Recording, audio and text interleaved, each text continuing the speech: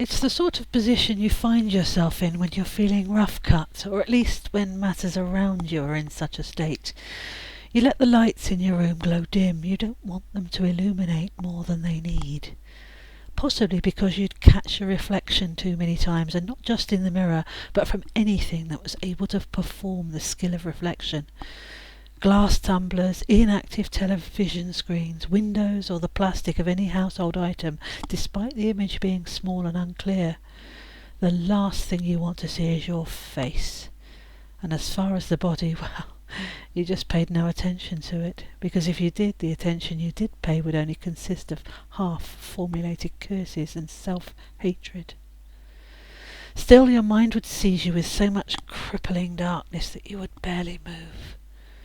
Perversely, it would cut down the chances of you seeing a glimpse of yourself in what the hushed light would allow. Not that it was really an aid. Of course, you already know. You're fully aware of what you look like. Your brain would tell you and throw it up on a black canvas, mock you with it, and piece by piece chastise you with all its despised traits and aching faults. You would comply and agree like a child being told what to do, acknowledging all the information as fact. Wish it wasn't so, but with a heart that's said to obey what is clearly the truth. The path that you'd beaten through life had risen up from behind you and beaten you right back.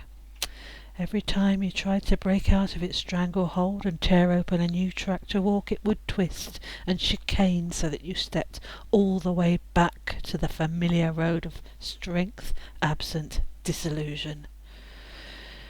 Each day you would believe in a new chance. Maybe hope's rope would be cast down and you would grip tightly so you could be lifted safely away. Whether it was through self-sabotage or pain fear, the journey just got darker. The direction became steeper. I could have been dead for 1,000 years. Sitting here, it felt as if I had been. I could feel decay. My body was cold, numb too. Numb through 1,000 self-inflicted beatings, paper cuts to my mind's eyes that numbered into obscene sums. My joints crackled and clicked from the shrapnel of my splintered heart. I breathed through glue that had collected in my chest. It gargled in my throat that I had no will to clear. Skin around my bones so tight I may as well have been vacuum packed. I was as feeble as a physical specimen, the grotesque of a show that revelled in the anatomically reviled. Only the barest hint of muscle tissue between bone and skin was present due to the lack of functionality. I was not one shape, but all the jagged, poking angles that ribs, hips, knees, ankles could expose. I walked uneven, eyes darting and bulbous, set deep away from their shallow grey sockets. I was always grinning because there was no slack in my face. Skin stretched over my awkward sharp jawline like it would over a drum. Bashing my vastly misshapen forehead with my rail-thin wrists for every physical indiscretion I allowed myself to present and in turn offend the planet with. Fingers seemed blade-like as they clawed into my palm. A physical expression, an extension of my cursing my mind for the blank slate it was, how it concealed the information. What has happened to me? How did I waste away like this? When did the swarming hives of uglification descend upon me?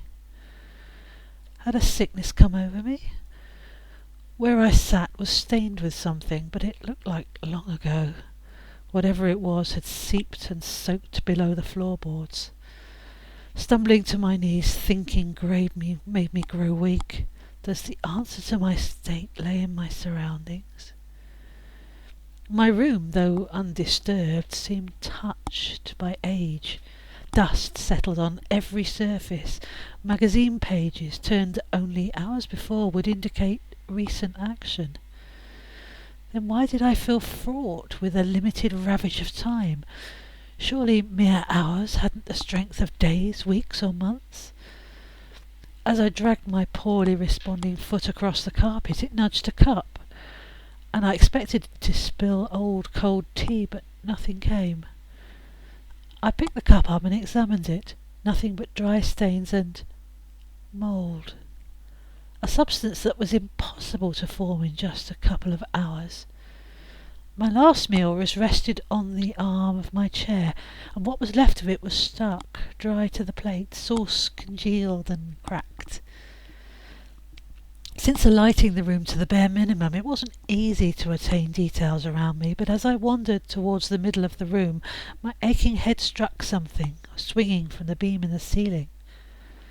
Glancing upwards, I saw a dark, swinging length of something.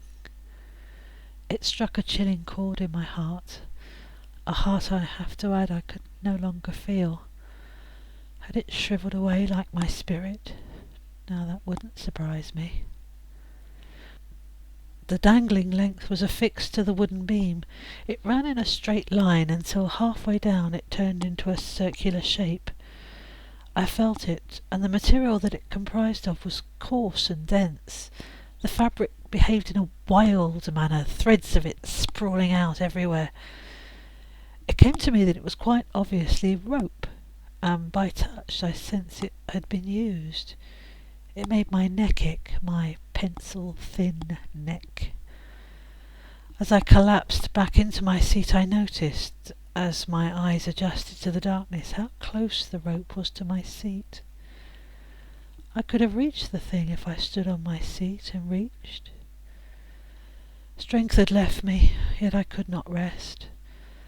I just sat here and rotted as my mind unravelled further, and as I disappeared evermore into an incoherent voyage of bleak, destructive emotion.